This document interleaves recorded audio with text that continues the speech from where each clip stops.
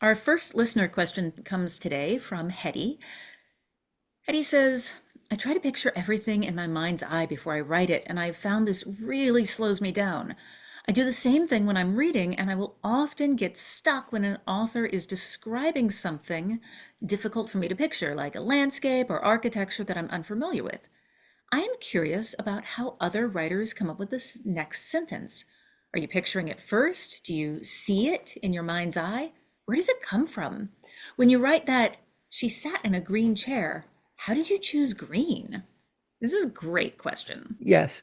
Um, Let me start by saying that I'm probably an outlier because that meme with the apple, which one of these apples do you picture when you try to picture an apple? And one of them is, just the vague idea of the outline of an apple, and over on the other side is, a photo of an apple. And I'm like the photo of the apple plus. I can render it and spin it around in my head and change the lighting and change the shape and change the breed, and I say render because it's not cheap. It takes time to think about this. And when I am imagining a scene, uh I I see it. And then as I look at parts of the scene in my head, I realize, oh wait, that's a little blurry. I haven't rendered that. And let me take a step back. If I'm trying to illustrate something with pictures, if I'm going to draw it, then that's fine. I pre-render all that in my head and I do some sketching and I end up with a picture. If I'm going to write it, then I start with Chekhov's gun. If the architecture, the furniture, or whatever is important to the story, then it has to go into the description. After I take care of those things, I'll weave words through them and around them so that the description flows well.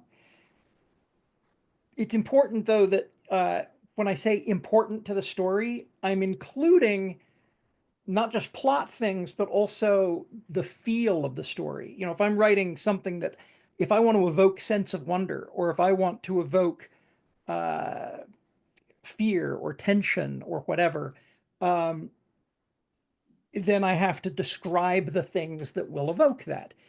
Uh, Whether or not the chair is green probably doesn't matter unless there's some sort of color thing happening in the plot, or maybe one of the characters is red, green, colorblind. I don't know, but uh, but it has to matter for me to describe the color. Um, and let me back up again. This is very time consuming.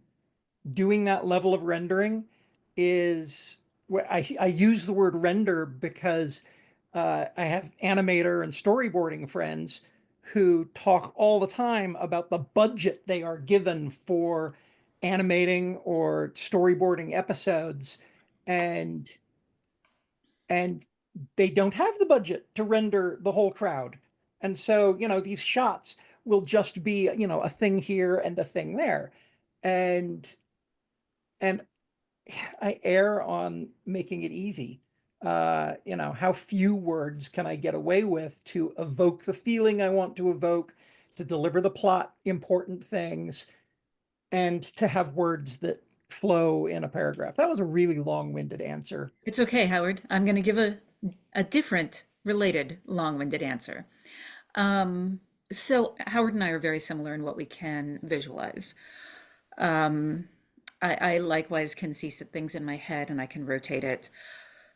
When I read, I tend to go directly from words into images, and I find that when I'm deeply in the flow, I'm often going from images directly into words. Having said that, I come out of theater and I don't worry about whether the chair is green because I don't know whether that chair is going to stay on stage. So I tend to use Howard's rendering analogy. I tend to wireframe things. Um, I put in placeholders. I will just say chair, and then I will go back in editing and I will make decisions about. What is the chair? Sometimes I'll think about it in the scene, but often it's because I'm stalling about what's supposed to happen next. Um, so for me, when I'm doing the descriptions, the descriptions, there are the plot important descriptions, but I also use description to control pacing, and I use the amount of detail to control audience focus, where the audience is looking at something. And that's usually related to what the character is looking at. So if it's important to the character, if it's something they're likely to linger on, that's where I'm going to get more detailed in it. But I often don't make that decision until I'm doing a revision pass. In the first go round, I am very likely to say something like, and then Jane put on a square brackets fancy dress square brackets and just move on. And then I'll come back and look at a reference picture and then write up what it looks like from while looking at the reference picture. So even though I can visualize things in my head, I generally don't get hung up on things when I'm actually writing. If it's bogging me down, if it's slowing me down, I just put in a square bracket that's to remind myself that I want to fill in the details, and then I do it when I come hit it later. Thanks Yeah, for your the piece question. of the question there, the how do you come up with the next sentence? I do the same thing. If the next sentence isn't flowing, then how I come up with the next sentence is I'm going to skip this one by putting something in brackets, and I'm going to write what comes afterwards. Uh, my my pre I guess it's first draft, but it's almost outliney. Hmm. My pre chapter complete drafts are full of brackets that will say, you know, room is utilitarian, foreboding, evokes sense of dread. Um, furniture is uncomfortable, maybe uncomfortable on purpose.